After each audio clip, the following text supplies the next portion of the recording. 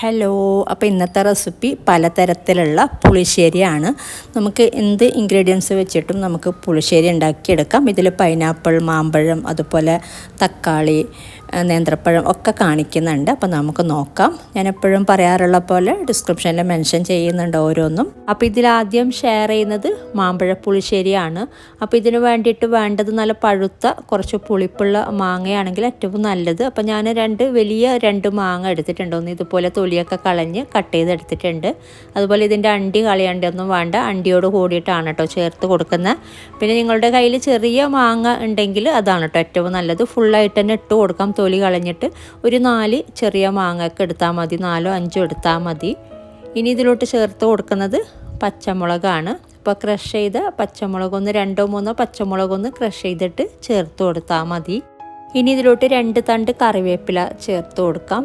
പിന്നെ വേണ്ടത് കുറച്ച് മഞ്ഞൾപ്പൊടി ചേർത്ത് കൊടുക്കുന്നുണ്ട്. അപ്പോൾ ഞാൻ ഇതിലോട്ട് മുളക് പൊടി ചേർത്ത് കൊടുക്കുന്നില്ല. പിന്നെ പാകത്തിനുള്ള ഉപ്പ് ചേർത്ത് കൊടുക്കാം. അതുപോലെ വേവാനുള്ള വെള്ളം ചേർത്ത് കൊടുക്കാം. അപ്പോൾ ഇത് വെന്ത് വടയുന്ന പരുവമാകുന്നത് വരെ ഒന്ന് വേവിച്ചെടുക്കുക. അപ്പോൾ മിക്സ് ചെയ്ത് കൊടുത്തിട്ട് മൂടി വെച്ചിട്ട് വേവിച്ചെടുത്താൽ മതി. ഇടയ്ക്കൊന്ന് ഇളക്കി കൊടുക്കാം കേട്ടോ. അതുപോലെ ഇത് വെന്ത് വരുമ്പോഴേക്കും ഇതിൻ്റെ വെള്ളമൊക്കെ ഒന്ന് കുറച്ച് വറ്റി വരും.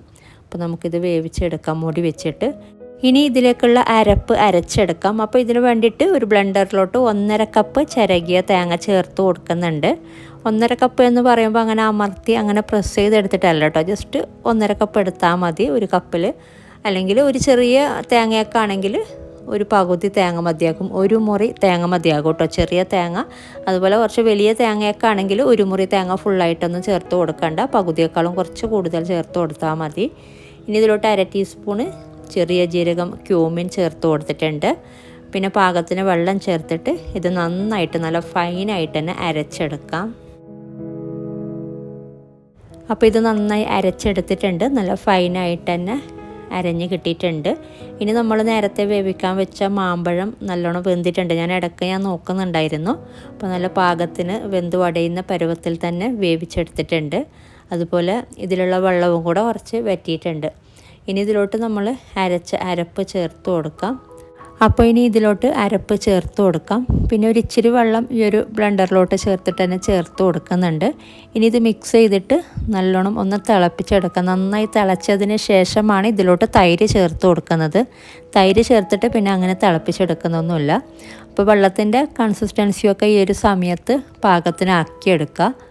ഇനി നന്നായിട്ട് ഇത് തിളപ്പിച്ചെടുക്കാം. പിന്നെ ഇതിലോട്ട് ഞാൻ കുറച്ച് മഞ്ഞൾപ്പൊടി ചേർത്ത് കൊടുക്കുന്നുണ്ട്, ഒരു മഞ്ഞ കളർ കിട്ടാൻ വേണ്ടിയിട്ട്.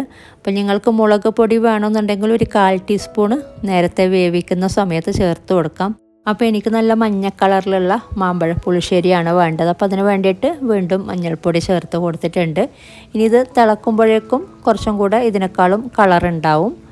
ഇതിപ്പോൾ ചെറുതായിട്ട് തിള വരുന്നുണ്ട്. അപ്പോൾ നന്നായി തിളക്കുമ്പോൾ നമുക്ക് ഇതിലോട്ട് തൈര് ചേർത്ത് കൊടുക്കാം. അപ്പോൾ ഇത് നല്ലോണം തിളച്ചിട്ടുണ്ട്. ഇനി ഇതിലോട്ട് നമുക്ക് തൈര് ചേർത്ത് കൊടുക്കാം. 2 കപ്പ് തൈര് അതിലുള്ള കട്ടയൊക്കെ ഒന്ന് ഉടച്ച് ഒരു ഫോർക്ക് വെച്ചിട്ട് ബീറ്റ് ചെയ്തെടുത്തിട്ടുണ്ട്. ജസ്റ്റ് കട്ടയൊക്കെ ഒന്ന് ഉടച്ചെടുത്താൽ മതി. അപ്പോൾ 2 കപ്പ് തൈര് ചേർത്ത് കൊടുക്കുന്നുണ്ട്. അപ്പോൾ നല്ല പുളിയുള്ള തൈരാണെങ്കിൽ 1.5 കപ്പ് ചേർത്ത് കൊടുത്താൽ മതി.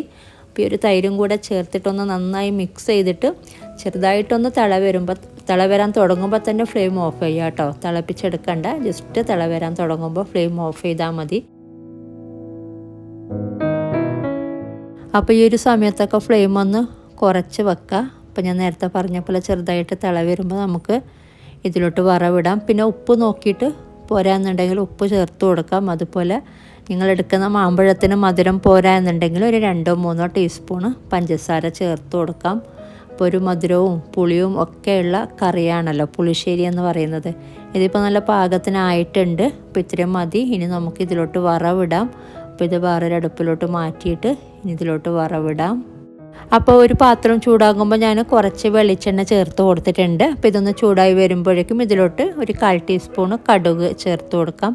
അതുപോലെ ഒരു 1/4 ടീസ്പൂണ് ഉലുവയും കൂടെ ചേർത്ത് കൊടുത്തിട്ടുണ്ട്. അപ്പോൾ ഇതൊന്ന് പൊട്ടി വരുമ്പോഴേക്കും ഇതിലോട്ട് കുറച്ച് കറിവേപ്പില ചേർത്തിട്ടൊന്ന് മുരിച്ചെടുക്കുക. പിന്നെ നിങ്ങൾക്ക് വേണമെങ്കിൽ ഇതിലോട്ട് 1 2 വറ്റൽമുളകും കൂടെ ചേർത്ത് കൊടുക്കാം കേട്ടോ. അപ്പോൾ കറിവേപ്പിലയൊക്കെ കളറൊക്കെ മാറി ഒന്ന് ചെറുതായിട്ട് മൊരിഞ്ഞ് വന്നിട്ടുണ്ട്. ഇനി നമുക്ക് നമ്മുടെ കറിയിലോട്ട് ചേർത്തിട്ടൊന്ന് മിക്സ് ചെയ്തെടുക്കാം. അപ്പോൾ നല്ല അടിപൊളിയായിട്ടുള്ള മാമ്പഴ പുളിശ്ശേരിയാണ്. പിന്നെ നിങ്ങൾക്ക് ഇത്ര വേണ്ടാന്നുണ്ടെങ്കിൽ എല്ലാ ഇൻഗ്രീഡിയൻസും നേരെ പകുതി എടുത്താൽ മതി. ഒരു വലിയ മാങ്ങ വെച്ച് ചെയ്യുന്നതാണെങ്കിൽ എല്ലാം അതുപോലെ തന്നെ പകുതി എടുത്താൽ മതി കേട്ടോ. അപ്പോൾ നല്ല അടിപൊളിയായിട്ടുള്ള മാമ്പഴ പുളിശ്ശേരിയാണ്. അപ്പോൾ ഇങ്ങനെ ട്രൈ ചെയ്തിട്ടില്ലെങ്കിൽ ട്രൈ ചെയ്ത് നോക്കിയിട്ട് നിങ്ങളുടെ അഭിപ്രായങ്ങളൊക്കെ അറിയിക്കുക. അപ്പോൾ ഇനി ഉണ്ടാക്കിയെടുക്കുന്നത് പൈനാപ്പിൾ പുളിശ്ശേരിയാണ്. അപ്പോൾ ഇതിന് വേണ്ടിയിട്ട് ഒരു ചെറിയ പൈനാപ്പിൾ, ഓൾമോസ്റ്റ് 1 കിലോ തൂക്കം വരുന്ന പൈനാപ്പിളാണ് കേട്ടോ എടുത്തിട്ടുള്ളത്. പഴുത്ത പൈനാപ്പിളാണ് വേണ്ടത്, പക്ഷെ നല്ലോണം പഴുത്ത പൈനാപ്പിൾ എടുക്കരുത്. കുറച്ച് പുളിയൊക്കെ ഉള്ള പൈനാപ്പിളാണ് ഇതിന് വേണ്ടത്. അപ്പോൾ ഇതുപോലെ ചെറുതായി കട്ട് ചെയ്തിട്ട് ഇട്ട് കൊടുക്കുക. ഇനി ഇതിലോട്ട് ഒരു 1/4 ടീസ്പൂൺ മുളക് പൊടി ചേർത്ത് കൊടുക്കുന്നുണ്ട്. പിന്നെ കുറച്ച് മഞ്ഞൾപ്പൊടി ചേർത്ത് കൊടുക്കുക, ഒരു 1/4 ടീസ്പൂണ്.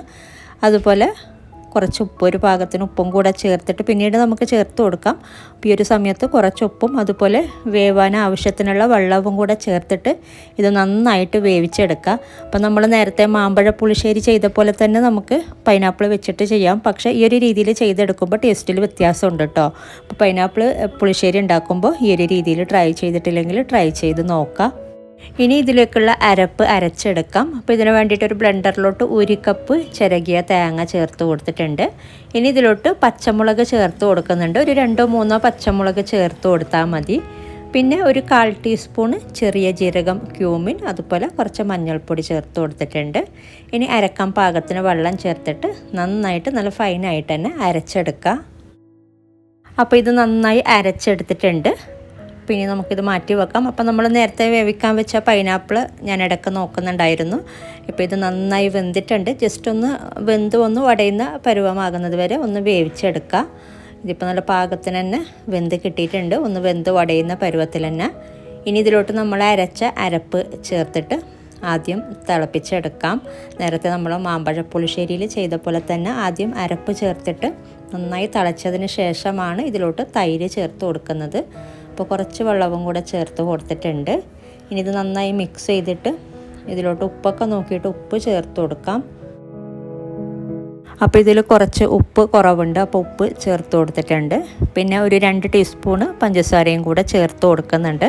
ഇനി ഇത് നന്നായി തിളക്കുമ്പോൾ നമുക്ക് ഫ്ലെയിം കുറച്ചിട്ട് ഇതിലോട്ട് തൈര് ചേർത്ത് കൊടുക്കാം. ആദ്യം നന്നായിട്ടൊന്ന് തിളപ്പിച്ചെടുക്കാം. അപ്പോൾ ഇത് നന്നായി തിളച്ചിട്ടുണ്ട്. പിന്നെ ഫ്ലെയിം ഒന്ന് കുറച്ച് വെച്ചിട്ട് ഇതിലോട്ട് തൈര് ചേർത്ത് കൊടുക്കാം. 1.5 കപ്പ് തൈരാണ് കേട്ടോ ഈ ഒരളവിൽ ചേർത്ത് കൊടുക്കുന്നത്.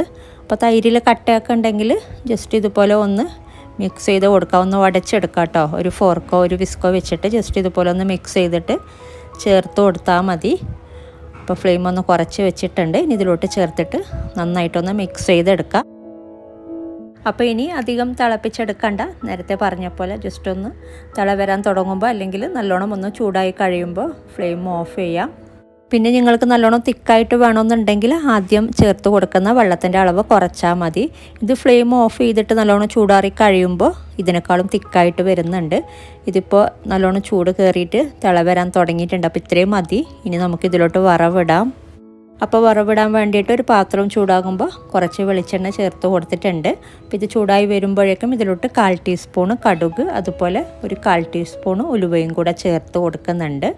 ഇത് പൊട്ടി വരുമ്പോഴേക്കും ഇതിലോട്ട് നമുക്ക് ഒരു 2 വറ്റൽമുളക് ചേർത്ത് കൊടുക്കാം. അതുപോലെ കുറച്ച് കറിവേപ്പിലയും കൂടെ ചേർത്ത് കൊടുത്തിട്ട് ജസ്റ്റ് ഒന്ന് വഴന്ന് വരുമ്പോഴേക്കും കറിയിലോട്ട് ഒഴിച്ചു കൊടുക്കാം. അപ്പോൾ ഇത്രയും മതി. ഇനി നമുക്ക് കറിയിലോട്ട് ഒഴിച്ചിട്ട് മിക്സ് ചെയ്ത് കൊടുക്കാം.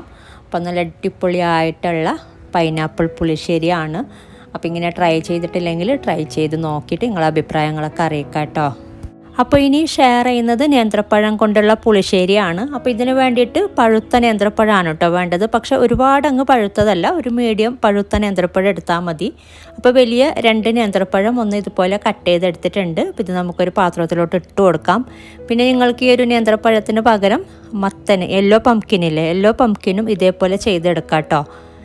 ഇനി ഇതിലോട്ട് ചേർത്ത് കൊടുക്കുന്നത് ഒരു തക്കാളി ഒന്ന് ചെറുതായിട്ട് കട്ട് ചെയ്തിട്ട് ചേർത്ത് കൊടുക്കുന്നുണ്ട്. ഒരു മീഡിയം സൈസിലുള്ള ഒരു തക്കാളി. പിന്നെ അതുപോലെ നിങ്ങൾക്ക് തക്കാളി വെച്ചിട്ടും സെയിം ഇതേപോലെ ചെയ്തെടുക്കാം കേട്ടോ. ഒരു 3-4 തക്കാളി ഒന്ന് കട്ട് ചെയ്തിട്ട് ഇട്ട് കൊടുത്താൽ മതി നേന്ത്രപ്പഴത്തിന് പകരം. ഇനി ഇത് പാകത്തിനുള്ള വെള്ളം ചേർത്ത് കൊടുത്തിട്ട് വേവിച്ചെടുക്കാം. ഇനി ഇതിലോട്ട് 1-2 കാര്യങ്ങളും കൂടെ ചേർത്ത് കൊടുക്കാനുണ്ട്. കുറച്ച് കറിവേപ്പില ചേർത്ത് കൊടുക്കാം. പിന്നെ മഞ്ഞൾപ്പൊടി ഒരു 1/4 ടീസ്പൂണ്, അതുപോലെ പാകത്തിനുള്ള ഉപ്പും കൂടെ ചേർത്തിട്ട് ഇത് വേവിച്ചെടുക്കാം. അപ്പോൾ ഇതും നന്നായി വേവിച്ചെടുക്കണം. ഒന്ന് വെന്ത് വടയുന്ന പരുവമാകുന്നത് വരെ വേവിച്ചെടുക്കുക. പിന്നെ ഞാൻ നേരത്തെ പറഞ്ഞ പോലെ നിങ്ങൾക്ക് സെയിം നേന്ത്രപ്പഴത്തിന് പകരം യെല്ലോ പംകിന് വെച്ചിട്ട് ചെയ്യാം. ബാക്കി സെയിം ഇതേപോലെ ചെയ്താൽ മതി. അതുപോലെ തക്കാളി വെച്ചിട്ടും ചെയ്യാം കേട്ടോ. ഒരു 3-4 തക്കാളി വെച്ചിട്ടും നിങ്ങൾക്ക് സെയിം ഇതേപോലെ പുളിശ്ശേരി ഉണ്ടാക്കിയെടുക്കാം. ബാക്കിയൊക്കെ സെയിം ആണ്. അപ്പോൾ അതുകൊണ്ട് ഞാൻ അതൊന്നും ഡീറ്റെയിൽ ആയിട്ട് കാണിക്കുന്നില്ല. അപ്പോൾ ഇത് ഇടയ്ക്കൊന്ന് ഇളക്കി കൊടുക്കുക. ഇനി നമുക്കിത് വെന്ത് കിട്ടുന്ന സമയം കൊണ്ട് ഇതിലേക്കുള്ള അരപ്പ് അരച്ചെടുക്കാം. അപ്പോൾ ഇതിലേക്കുള്ള അരപ്പിന് വേണ്ടിയിട്ട് 1 കപ്പ് ചിരകിയ തേങ്ങ ഒരു ബ്ലെൻഡറിലോട്ട് ഇട്ട് കൊടുക്കാം. അപ്പോൾ ഈ ഒരു അളവിൽ 1 കപ്പ് തേങ്ങയാണ് കേട്ടോ വേണ്ടത്. പിന്നെ ഇതിലോട്ട് നമ്മൾ നേരത്തെ ചെയ്ത പോലെയല്ല, കുറച്ച് മാറ്റമുണ്ട് ഇതിൽ. അപ്പോൾ ഇതിലോട്ട് 3 വെളുത്തുള്ളി അല്ലി ചേർത്ത് കൊടുക്കുന്നുണ്ട്. അതുപോലെ ഒരു 2 ചെറിയ ഉള്ളി ചേർത്ത് കൊടുക്കാം. അപ്പോൾ ചെറിയ ഉള്ളി ഇല്ലെങ്കിൽ ഒഴിവാക്കാം, അല്ലെങ്കിൽ ഒന്ന് കട്ട് ചെയ്തിട്ട് ഇട്ട് കൊടുത്താൽ മതി. ഒരു 2 ചെറിയ ഉള്ളിയൊക്കെ മതിയാകും. പിന്നെ ഇതിലോട്ട് 1/2 ടീസ്പൂണ് ചെറിയ ജീരകം ക്യൂമിൻ ചേർത്ത് കൊടുത്തിട്ടുണ്ട്. അതുപോലെ ഒരു 1/4 ടീസ്പൂണ് കുരുമുളക് പൊടിയും കൂടെ ചേർത്ത് കൊടുത്തിട്ടുണ്ട്. ഇനി ഇതിലോട്ട് അരക്കാൻ പാകത്തിന് വെള്ളം ചേർത്തിട്ട് നന്നായിട്ട് അരച്ചെടുക്കുക. നല്ല ഫൈനായിട്ട് തന്നെ അരച്ചെടുക്കാം.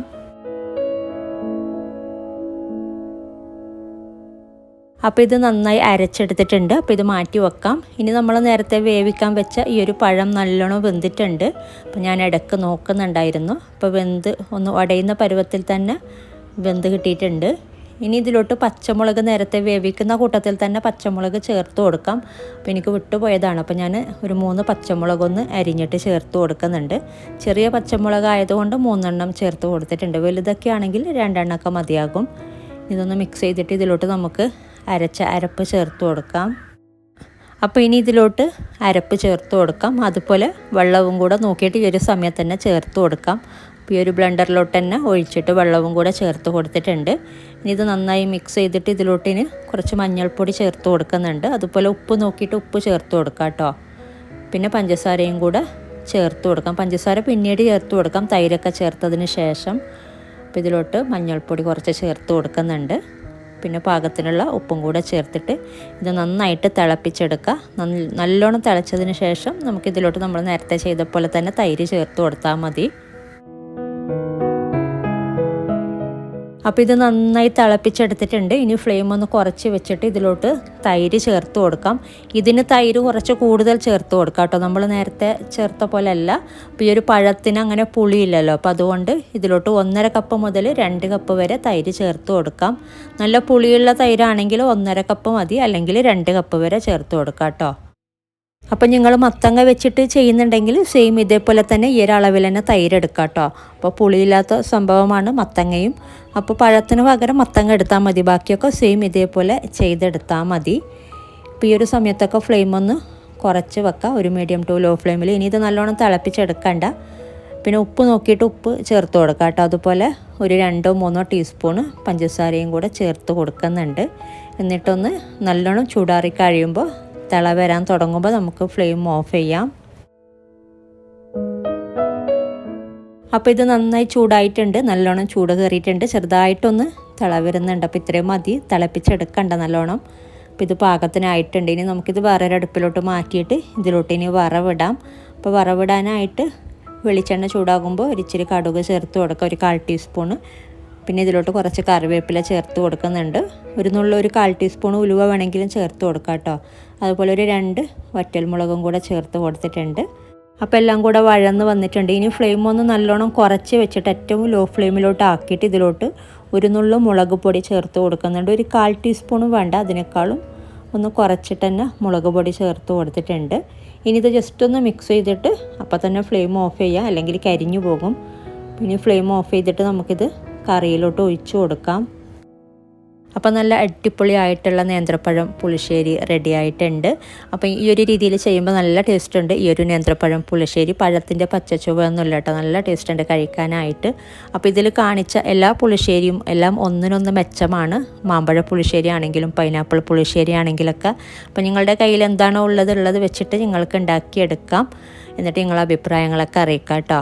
അപ്പോൾ ഇതൊക്കെയാണ് ഇന്നത്തെ വീഡിയോയിൽ. അപ്പോൾ ഇന്നത്തെ വീഡിയോ നിങ്ങൾ ഇഷ്ടപ്പെട്ടാൽ ലൈക്ക് ചെയ്യാനും കമൻറ്റ് ചെയ്യാനും ഷെയർ ചെയ്യാനും മറക്കരുത്. അതുപോലെ ഗിവ് അവേ മറക്കണ്ട. നിങ്ങൾ സബ്സ്ക്രൈബ് ചെയ്യാത്തവരാണ് വീഡിയോ കാണുന്നതെങ്കിൽ സബ്സ്ക്രൈബ് ചെയ്യാനും മറക്കരുത്. അപ്പോൾ ഇതുപോലെ നല്ല റെസിപ്പിയുമായിട്ട് മറ്റൊരു വീഡിയോയിൽ കാണാം. താങ്ക്